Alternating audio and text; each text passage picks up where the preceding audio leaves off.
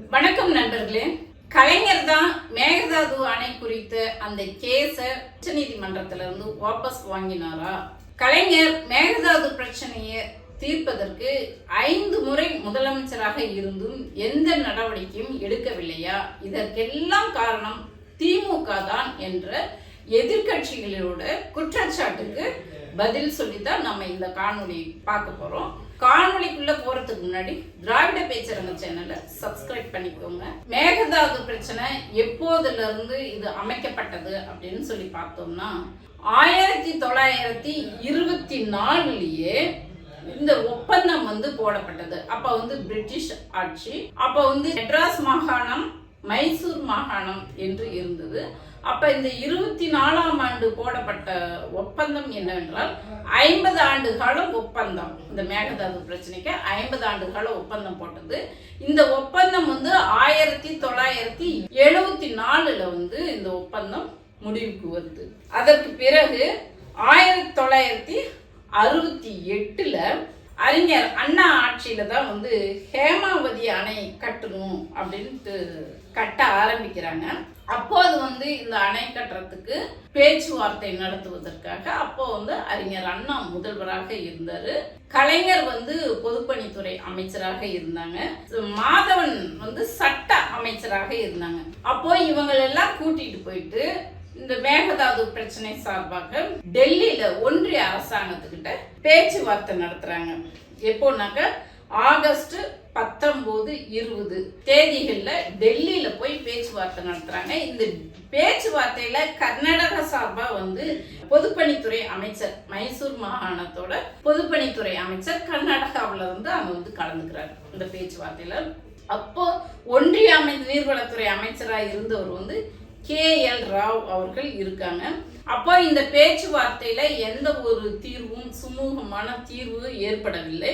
அதற்கு பிறகு 1969ல அண்ணா இறந்துடுறாரு. அண்ணா இறந்ததுக்கு பிறகு கலைஞர் அவர்கள் முதல்வராகிறாரு. அப்பையும் 1969ல ஒரு முறை பேச்சுவார்த்தை நடத்துறாங்க. அந்த பேச்சுவார்த்தையிலையும் சுமூக தீர்வு ஏற்படல. அதுக்கப்புறம் 1970ல ஒரு முறை பேச்சுவார்த்தை நடத்துறாங்க. தொடர்ந்து அந்த பேச்சுவார்த்தை போகுது. ஆகஸ்ட், செப்டம்பர், நவம்பர், டிசம்பர் இந்த மாதங்கள்லாம் தொடர்ந்து பல்வேறு கட்ட பேச்சுவார்த்தைகள் நடத்தியும் இந்த பிரச்சனைக்கு தீர்வு காணப்படவில்லை. அப்ப என்ன பண்ணலாம் அப்படின்ட்டு சட்டமன்றத்துல ஒரு தீர்மானம் கொண்டுட்டு வராங்க. எப்படின்னா 1971ஆம் ஆண்டு ஜூலை 8ஆம் தேதி கலைஞர் அவர்களால் ஒரு பேச்சுவார்த்தை பண்ணி பார்க்குறோம், தீர்வு ஏற்படவே இல்லை.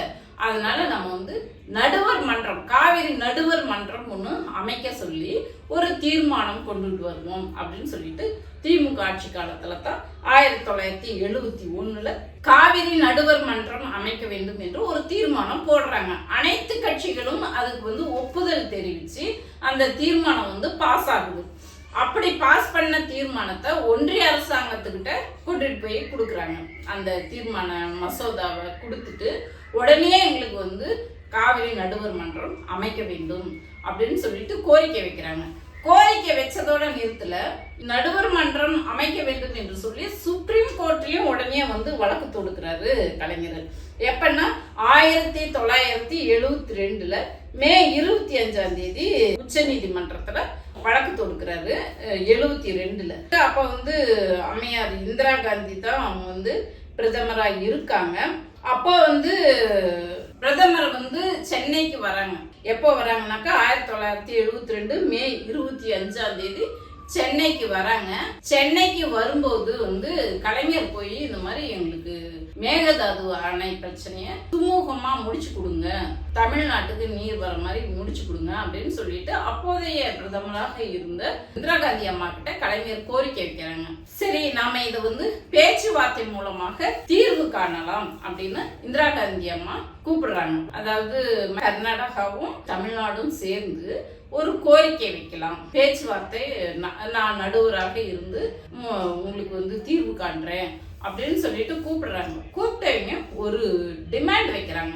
அது என்னன்னாக்க நம்ம வந்து உட்கார்ந்து பேச்சுவார்த்தை பண்ணி சுமூக தீர்வு ஏற்படுத்தணும் அப்படின்னாக்க நீங்க உச்ச நீதிமன்றத்துல இருக்கிற வழக்கு வாபஸ் பெற்றாதான் பேச்சுவார்த்தை பண்ண முடியும். ஏன்னா கோர்ட்ல கேஸ் இருக்கும்போது இது குறித்து பேசக்கூடாது. அதனால நீங்க வந்து கேஸ வந்து வாபஸ் வாங்குங்க அப்படின்னு சொல்லிட்டு பிரதமராக இருந்த இந்திரா காந்தி அம்மா கோரிக்கை வைக்கிறாங்க. அப்போ நமக்கு ஒரு தீர்வு ஏற்படணும், இந்த பேச்சுவார்த்தை பண்ணணும் அப்படின்னாக்க அவங்க பிரதமர் என்ன சொல்றாங்க, அவங்கள நம்பி நம்ம போனோமாக்கா அவங்க சொல்றத நம்ம கேட்ட நம்பிக்கை வச்சு செய்யணும். அப்போ இவங்க வந்து கேஸ வாபஸ் பண்ண சொல்லும்போது கலைஞர் என்ன சொல்றாருன்னா, இதை தனிப்பட்ட நான் அப்ப வந்து முதல்வராக இருக்கக்கூடிய தனிப்பட்ட நான் இந்த எந்த ஒரு முடிவும் எடுக்க முடியாது. நான் வந்து அனைத்து கட்சி கூட்டம் போட்டு அந்த கூட்டத்தில் என்ன சொல்றாங்களோ அதன்படி நாங்க முடிவு எடுக்கிறோம் அப்படின்னு சொல்லிட்டு பிரதமர் இந்திரா காந்தி அம்மா கிட்ட சொல்லிட்டு வந்துடுறாரு. அப்போ தமிழ்நாட்டுல வந்து கலைஞர் அனைத்து கட்சி கூட்டம் போடுறாரு. அனைத்து கட்சி கூட்டம் போட்டு எல்லா கட்சிகளும் தமிழ்நாட்டில் இருக்கிற எல்லா கட்சிகளும் ஒன்று சேர்ந்து அந்த தீர்ப்பை வாபஸ் வாங்கிக்கலாம். உட்கார்ந்து பேசி அது சுமூக தீர்வு ஏற்பட முடியும் அப்படின்னாக்க எதுக்காக வழக்கு நடத்திக்கிட்டு வழக்கை நம்ம வந்து வாபஸ் வாங்கிக்கிட்டு பேசி நம்ம தீர்வு கண்டுக்கலாம் அப்படின்னு சொல்லிட்டு தமிழ்நாட்டில் இருக்கிற அனைத்து கட்சிகளும், திமுக மட்டும் தனிப்பட்ட முறையில முடிவு எடுக்கல. திமுக தலைவர் முதல்வராக இருந்தாலும் திமுக தலைவர் முடிவு எடுக்கல. அனைத்து கட்சிகளும் ஒன்று சேர்ந்து அந்த முடிவு எடுக்கிறாங்க, கேஸ் வாபஸ் வாங்கலாம்னு. அப்போ வாபஸ் வாங்கலாம்னு முடிவு பண்ணும்போது அப்போ வந்துட்டு இந்திரா காந்தி அம்மா கிட்ட ஒரு டிமாண்ட் வைக்கிறாங்க. எங்களுக்கு இங்க சுமூக தீர்வு ஏற்படவில்லை என்றால் நாங்க மீண்டும் உச்ச நீதிமன்றம் போவோம் அப்படின்ற அந்த வலியுறுத்தலையும் அவங்க சொல்றாங்க. உச்ச நீதிமன்றம் போவோம், எங்களுக்கு நடுவர் மன்றம் வைத்து கொடுத்தாகணும் அப்படின்ற அந்த டிமாண்டும் சொல்றாங்க. இதுக்கு சம்மதிச்சு தனிப்பட்ட ஒரு திமுக தலைவரோ தனிப்பட்ட ஒரு தமிழ்நாடு முதலமைச்சரோ இந்த முடிவை எடுக்கல. ஒன்றுபட்ட தமிழ்நாடாக சேர்ந்துதான் கேஸ வாபஸ் வாங்குறோம் அப்படின்ற ஒரு முடிவுக்கு வராங்க. அதை நம்ம வந்து கோர் பண்ணிங்க வந்து கலைஞர் வாபஸ் வாங்கிட்டாரு. எதனால வாபஸ் வாங்கினாங்க, அதுவும் வந்து மேகதாது பிரச்சனைக்கு தீர்வு காண வேண்டும் என்று இந்திரா காந்தி அம்மா சொன்னதுனால நீங்க கேஸ் வாபஸ் வாங்கிட்டு வாங்கன்னு சொன்னதுனால வாபஸ் வாங்குறாங்க. அப்போ வாபஸ் வாங்கிக்கிட்டு இந்த தீர்வு வரத்துக்குள்ள அவசர கால அந்த கவர்னர் ஆட்சி முடிஞ்சு எம்ஜிஆர் ஆட்சி வந்துருச்சு.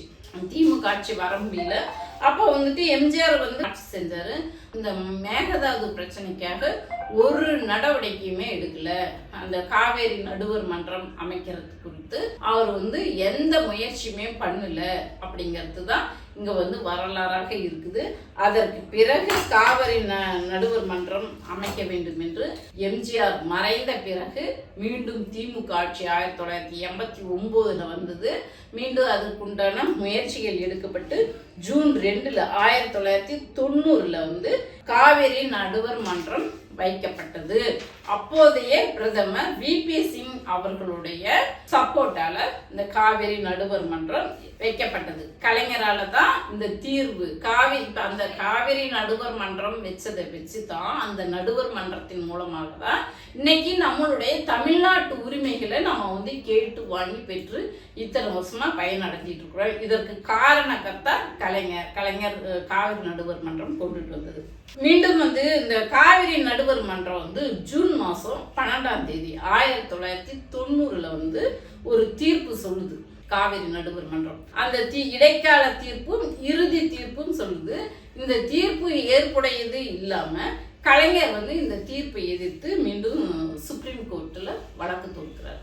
காவிரி நடுவர் மன்றம் ஒரு தீர்ப்பு சொல்லுது. அந்த தீர்ப்பை எடுத்து கலைஞர் வந்து சுப்ரீம் கோர்ட்ல வழக்கு தொடுக்கிறாரு. அப்போ அந்த சுப்ரீம் கோர்ட் வந்து ஒரு தீர்ப்பு சொல்றாங்க. அது என்னன்னாக்க காவிரி நீர் மேலாண்மை வாரியம் ஒன்று அமைக்க வேண்டும்.